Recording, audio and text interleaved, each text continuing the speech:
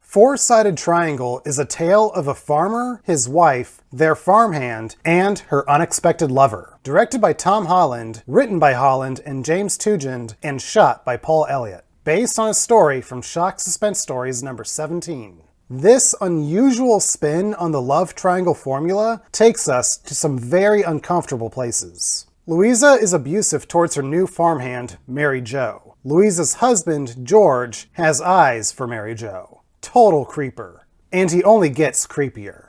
Unable to control his urges, George attacks Mary Jo while she milks the cow. When she fights back, he threatens to call the police on her. I'm gonna call the police! Tell them about how I picked you up running that night outside the Stop and Go when the owner was yelling about how he got robbed. Please, call the police. Call the police. I don't want to be anywhere but here. Oh, no.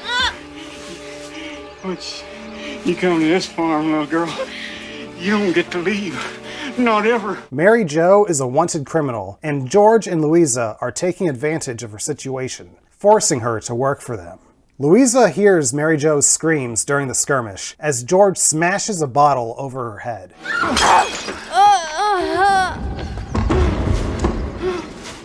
A disoriented Mary Jo escapes into the field as George tries to hide his misbehavior from his wife. I didn't hear her scream. What's that all over your front? I'm milking the cow. I guess I spilled some. George, you don't milk the cow. Mary Jo does. The two follow the trail of Mary Jo's blood into the field. Mary Jo falls to the ground. She looks up to a hallucination of the Scarecrow reaching out its hand to her. George and Louisa find their injured farmhand. I don't want you listening to anything she says, because she's had a blow to the head. Why? What's she gonna say?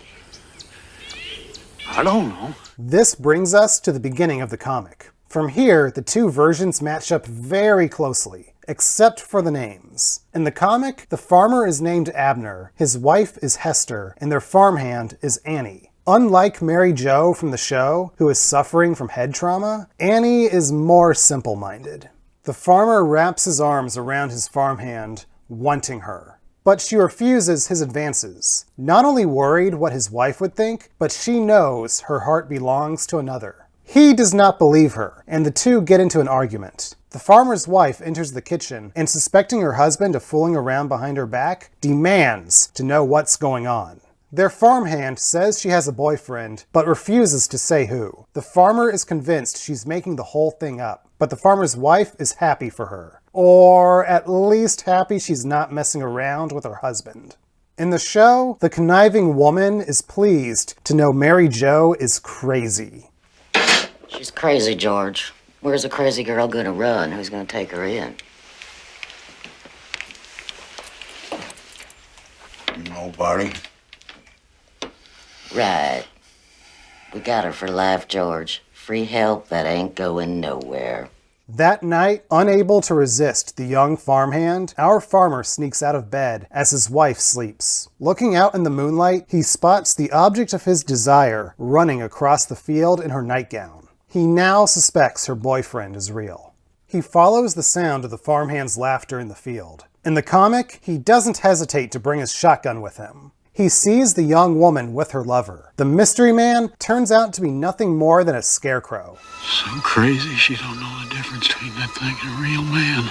In the heat of the moment, he takes the confused young woman and kisses her. She pulls herself free. He tries to convince her boyfriend is a mere bundle of rags and straw, and that she needs a real man, like him. She still refuses his advances, believing the Scarecrow will come to life someday and love her back. He's not real, Mary Jo. He's just rag and straw and a pole stuck in the ground. He can't make love to you. Yes, he can. He will someday. I know he will. You listen to me, you little simpleton. He ain't no flesh and blood man. I am.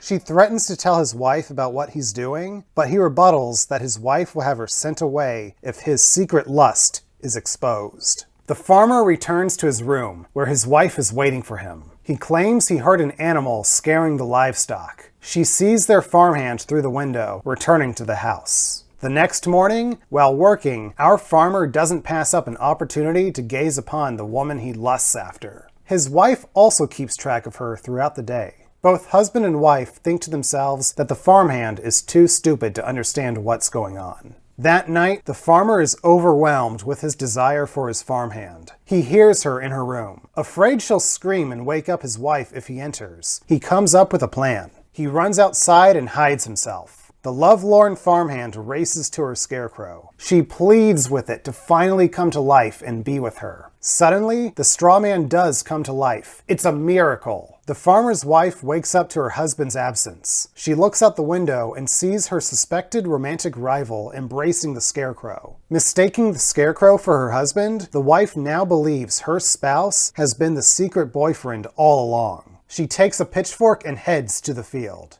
The show adds an extra detail. The scarecrow sees the wife coming and hops back onto its post, much to the farmhand's disappointment. The angry wife finds her farmhand at the scarecrow's feet, proclaiming her love for him. The wife tries to make the farmhand realize that her boyfriend is nothing more than sticks and straw. She plunges the pitchfork into the scarecrow's chest. Don't argue with me, you little fool. I'll show you a straw.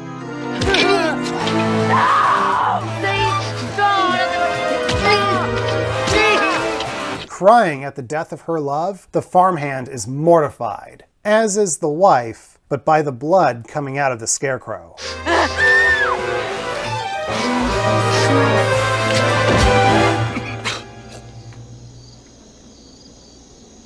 The comic ends with the two of them screaming in horror as the farmer's dead body falls out of the scarecrow. After that shocking reveal, the episode gives the manipulated farmhand her just revenge. She impales her abuser through the back with a pitchfork and skips off into the distance for a better life. Four-Sided Triangle's comic is disturbing. It does not shy away from the fact that Annie isn't all there, and it also doesn't play games with how creepy Abner is, as he tries to take advantage of Annie. It's a distressing read, and a story that I don't think many writers today would take on. Tom Holland's adaptation follows the plot closely, but changing the farmhand's scarecrow hallucinations into the result of a head injury softens the edges a little. However, turning the farmer's wife into an outright abuser, bent on keeping the farmhand as her captor, adds another layer of conflict that I liked. Patricia Arquette plays the delusional farmhand with such innocence that we can't help but want to see her break free from the farmer and his wife. She gives us a resolution that combines bloody death with a happy ending. Both versions of Four-Sided Triangle are worth seeking out. The quality of this story is no hallucination.